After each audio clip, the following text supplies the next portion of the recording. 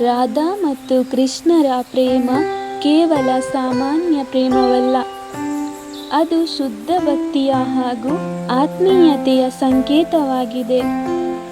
ರಾಧಾ ಕೃಷ್ಣನನ್ನು ನಿರಂತರವಾಗಿ ಪ್ರೀತಿಸಿದಳು. ಆಕೆಯ ಪ್ರೀತಿ ನಿರೀಕ್ಷೆಯಿಲ್ಲದ ನಿಷ್ಕಲ್ಮಶವಾದ ಪ್ರೀತಿ. ಕೃಷ್ಣನು ರಾಧೆಯನ್ನು ಬಿಟ್ಟು ಮಥುರೆಗೆ ಹೋದಾಗಲೂ ರಾಧಾ ಅವನ ಮೇಲಿನ ಪ್ರೀತಿಯನ್ನು ಕಡಿಮೆ ಮಾಡಲಿಲ್ಲ.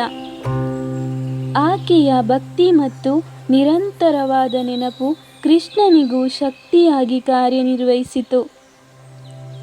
ಈ ಕತೆ ನಮಗೆ ಒಂದು ಮಹತ್ವದ ಪಾಠ ಕಲಿಸುತ್ತದೆ. ನಿಜವಾದ ಪ್ರೀತಿ ಮತ್ತು ಭಕ್ತಿ ಎಂದರೆ ನಿರಂತರವಾದ ನಿಷ್ಠೆ ಮತ್ತು ತ್ಯಾಗ. ಜೀವನದಲ್ಲಿ ನಾವು ಯಾವಷ್ಟೇ ಸವಾಲುಗಳನ್ನು ಎದುರಿಸಿದರೂ ನಂಬಿಕೆ ಮತ್ತು ಶ್ರದ್ಧೆಯನ್ನು ಕಳೆದುಕೊಳ್ಳಬಾರದು. ರಾಧಾ ಕೃಷ್ಣರ ಪ್ರೇಮ ನಮಗೆ ಆತ್ಮೀಯ ಸಂಬಂಧಗಳಲ್ಲಿ ಶುದ್ಧತೆಯ ಮಹತ್ವವನ್ನು ತಿಳಿಸುತ್ತದೆ.